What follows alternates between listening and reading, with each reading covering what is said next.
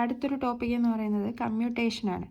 അപ്പോൾ കമ്മ്യൂട്ടേഷൻ എന്താണെന്ന് വെച്ച് കഴിഞ്ഞാൽ നമുക്കറിയാം, നമ്മുടെ ജനറേറ്റർ നമ്മൾ പഠിക്കുന്നത് DC ആണെങ്കിലും അവിടെ ഉണ്ടാകുന്നത് AC ആണ് ഉണ്ടാകുന്നത്, ജനറേറ്റ് ചെയ്യുന്നത്. ആ ACനെ നമ്മൾ പിന്നെ DC ആക്കി മാറ്റുകയാണ് ചെയ്യുന്നത്.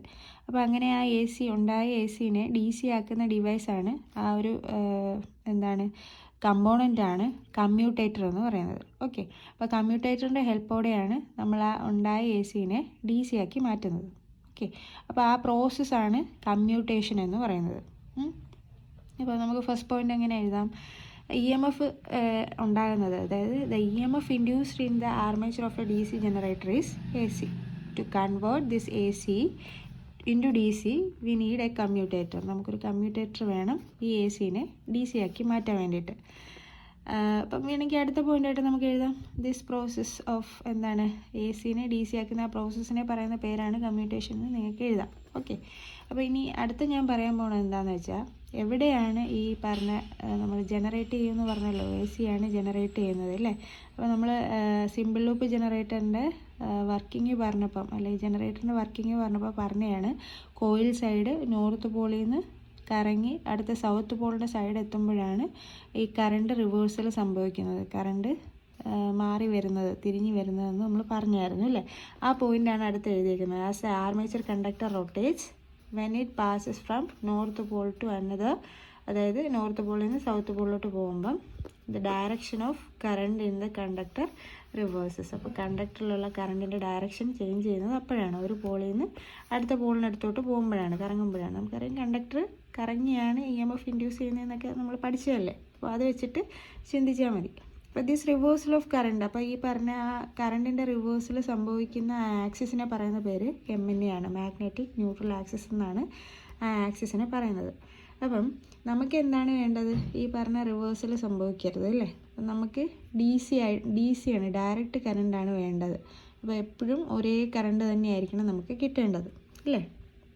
അപ്പം to make this current unidirectional we short circuits that particular coil which the reversal of current takes place. ആ കറണ്ട് റിവേഴ്സൽ നടക്കുന്ന ആ കോയിലിനെ നമ്മൾ ഷോർട്ട് ചെയ്യുകയാണ് ചെയ്യുന്നത്. അപ്പോൾ ഈ പ്രോസസ്സ് നമ്മളൊരു ഫിഗർ വഴി എങ്ങനെ റെപ്രസെൻ്റ് ചെയ്യാം, ഇതേപോലെയാണ് ഫിഗർ വഴി എഴുതുക. അപ്പോൾ ഇത്രയും പോയിൻറ്റ്സ് എഴുതിയാൽ മതി. ഈ പോയിൻറ്റ്സും എഴുതി അത് കഴിഞ്ഞ് ഈ ഒരു 4 പടവും വരച്ച് വെക്കുക. ഓക്കെ, ഈ പടത്തിനകത്തുണ്ട് എങ്ങനെയാണ് ഈ പറഞ്ഞ പ്രോസസ്സ് നടക്കുകയെന്ന്. ഫോർ എക്സാമ്പിൾ, ഇതാണ് നമ്മുടെ ആർമേച്ചറിനകത്ത്, ഇതാണ് ആർമേച്ചർ കണ്ടക്ടേഴ്സ് എന്ന് വിചാരിക്കുക. ഓക്കെ, അപ്പോൾ ഈ ABC എന്ന് എഴുതിയേക്കുന്നത് കമ്മ്യൂട്ടേറ്റർ സെഗ്മെൻറ്റ്സ് ആണ്. കമ്മ്യൂട്ടേറ്ററുമായിട്ട് കണക്ട് ചെയ്ത് ഇത് ബ്രഷുമാണ്, ബ്രഷ് സെഗ്മെൻറ്റുമാണ്. ഓക്കെ, അപ്പോൾ നമ്മൾ എന്ത് ചെയ്യണം, ഇതിങ്ങനെ റൊട്ടേറ്റ് ചെയ്തുകൊണ്ടിരിക്കുകയാണ് അല്ലേ, പക്ഷേ ബ്രഷ് റൊട്ടേറ്റ് ചെയ്യുന്നില്ല. ബ്രഷ് ഇങ്ങോട്ടും നമ്മുടെ കണ്ടക്ടർ, അതായത് നമ്മുടെ ആർമേച്ചർ അങ്ങോട്ട് ഓപ്പോസിറ്റ് ഡയറക്ഷനിലോട്ട് കറങ്ങിക്കൊണ്ടിരിക്കുകയാണെന്ന് വിചാരിക്കുക. ഓക്കെ, അപ്പോൾ 20 ആംപിയർ കറണ്ട് ഇതുവഴി കയറി ഇങ്ങോട്ട് വരുന്നുണ്ട്, ഇതുവഴി കയറി 20 ആംപിയർ ഇവിടം വരെ വന്നു. ഓക്കെ, അപ്പോൾ ഇവിടെ എത്തിയപ്പം ഈ കമ്മ്യൂട്ടേറ്റർ സെഗ്മെൻറ്റ് എന്താണ്, കോപ്പർ വെച്ചിട്ടാണ് ഉണ്ടാക്കിയിരിക്കുന്നത് അല്ലേ. അപ്പോൾ ഇത് ബ്രഷാണ്. അപ്പോൾ എന്ത് ചെയ്യും, കറണ്ട് എപ്പോഴും അതിൻ്റെ EC പാത്തിലൂടെ താഴേക്ക് വരും. അപ്പോൾ ഇതുവഴി 20 ആംപിയർ ഇങ്ങോട്ടും വരുന്നുണ്ട്, ഇതുവഴി 20 ആംപിയർ ഇങ്ങോട്ടും വരുന്നുണ്ട്. ഓക്കെ, അപ്പോൾ 20 + 20 40 ആംപിയർ നമുക്ക് വെളിയിൽ കിട്ടുന്നുണ്ട്. മനസ്സിലായോ? അപ്പോൾ ഈ ബ്രഷ് വഴി ഈ ഷെയ്ഡ് ചെയ്തിരിക്കുന്നതാണ് ബ്രഷ് കേട്ടോ. അപ്പം B എന്ന് പറയുന്ന കമ്മ്യൂട്ടേറ്റർ സെഗ്മെൻറ്റ് വഴി ബ്രഷ് വഴി 40 ആംപിയർ നമുക്ക് വെളിയിൽ കിട്ടുന്നു. അടുത്ത ഫിഗറിൽ അപ്പം നമ്മൾ ഇത് മൂവ് ചെയ്തുകൊണ്ടിരിക്കുകയാണെന്ന് പറഞ്ഞല്ലോ, കമ്മ്യൂട്ടേറ്റർ അങ്ങോട്ട് ഓടിക്കൊണ്ടിരിക്കുകയാണ്.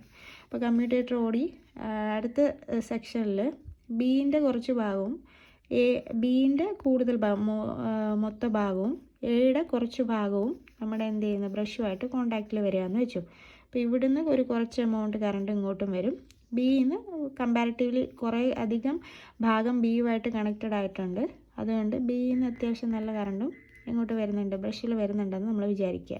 അപ്പോൾ 20 ആംപിയർ കറണ്ട് വരുന്നതിൽ സിൻസ് ബ്രഷ് ഈ കമ്മ്യൂട്ടേറ്ററുമായിട്ട് കോണ്ടാക്റ്റിൽ വരുന്നുണ്ട്, അതുകൊണ്ട് തന്നെ ഈ 20 ഫുള്ളായിട്ട് അപ്പുറത്തോട്ട് പോയില്ല, 10 ഇതുവഴി താഴോട്ട് വരും, 10 അതുവഴി നേരെ പോവുകയും ചെയ്യും. ഓക്കെ, അപ്പോൾ 10 ആംപിയർ ഇതുവഴി താഴോട്ട് Aയിലോട്ട് വന്നു. ഓക്കെ, ബാക്കി 10 ഇങ്ങോട്ട് പോയി, ഇനി ഇവിടുത്തെ കോയിലിൽ നിന്ന് ഒരു 20 ആംപിയർ ഇങ്ങോട്ട് വരുന്നുണ്ടായിരുന്നു. അപ്പോൾ 10 + 20 30 ആംപിയർ ഇതുവഴി നമ്മുടെ ബി എന്ന് പറയുന്ന കമ്മ്യൂട്ടേറ്റർ വഴി താഴെ കിട്ടി. അപ്പം 10 + 30 മൊത്തത്തിൽ 40 ആംപിയർ നമുക്ക് വെളിയിൽ കിട്ടി. ഓക്കെ, അപ്പോൾ ഇവിടെയും 40 ആംപിയർ ആണ്, ഇവിടെയും 40 ആംപിയർ കോൺസ്റ്റൻ്റ് ആയിട്ടുള്ള കറണ്ടാണ് കിട്ടിയത്. ഇനി അടുത്ത സെക്ഷനിൽ എന്താ സംഭവിക്കുന്നത്, നമ്മുടെ ബ്രഷ് എന്ന് പറയുന്നത് 2 കമ്മ്യൂട്ടേറ്റർ സെഗ്മെൻറ്റ്സിലും ഈക്വലായിട്ട് ഷെയർ ചെയ്യുകയാണ്. അപ്പോൾ ഈക്വലായിട്ട് കോണ്ടാക്റ്റിൽ വരികയാണ്, എയുടെ പകുതിയും ബിയുടെ പകുതിയുമായിട്ട് കോണ്ടാക്റ്റിൽ വരികയാണ്. അപ്പോൾ എന്താണ്, ഈ 20 ആംപിയർ ഇവിടം വരെ എത്തിയപ്പോൾ തന്നെ എ എന്ന് പറയുന്ന കമ്മ്യൂട്ടേറ്റർ സെഗ്മെൻറ്റ് ബ്രഷുമായിട്ട് കോണ്ടാക്റ്റിൽ വന്നു. അപ്പോൾ അങ്ങോട്ട് പോവില്ല, കാരണം എന്താ, ഇവിടെ ഈസി പാത്ത് ഇതാണ്. സോ 20 ആംപിയറും എ വഴി ബ്രഷിലെത്തി. ഇവിടെ അതേപോലെ തന്നെ 20 ആംപിയർ ഫുള്ള് ഇവിടുന്ന് ഇപ്പുറത്തോട്ട് കോയിലോട്ട് പോയതേ ഇല്ല, ആ മൊത്ത കറണ്ടും ഇതുവഴി കയറി എന്താണ് ബ്രഷ് വഴി താഴെ വന്നു. 40 ആംപിയർ 20 + 20 40 ആംപിയർ വെളിയിൽ കിട്ടി. ഈ കോയിലിൽ കറണ്ട് എന്ന് പറയുന്നത് 0 ആയിരിക്കും. ഓക്കെ, ഇത് ഷോർട്ടായി. അടുത്ത കേസിൽ സെയിം അതുപോലെ തന്നെ എയും ബിയിലും ഈക്വലായിട്ടായിരുന്നു ബ്രഷ് ഇരുന്നെങ്കിൽ ഇനി ബ്രഷ് ഇങ്ങോട്ട് മാറുകയാണ് അല്ലേ. അപ്പം ബിയിൽ കുറച്ച് ഭാഗമായി, എയിൽ കൂടുതൽ ഭാഗമായി. അപ്പോൾ ബിയിൽ കുറച്ചും എയിൽ കൂടുതലുമായിട്ട് വന്നു. സിൻസ് ഇവിടെ കൂടുതൽ ഭാഗമായതുകൊണ്ട് തന്നെ ഇവിടുന്ന് വരുന്ന കറണ്ട് ആയിരിക്കണം കൂടുതൽ. അപ്പോൾ 20 ആംപിയർ ഇതുവഴി കയറി 20 ആംപിയർ ഫുള്ള് ഇതുവഴി കയറി നമ്മുടെ ആമ്മീറ്റർ വഴി വന്നു, സോറി എ എന്ന് പറയുന്ന സെഗ്മെൻറ്റ് വഴി വന്നു.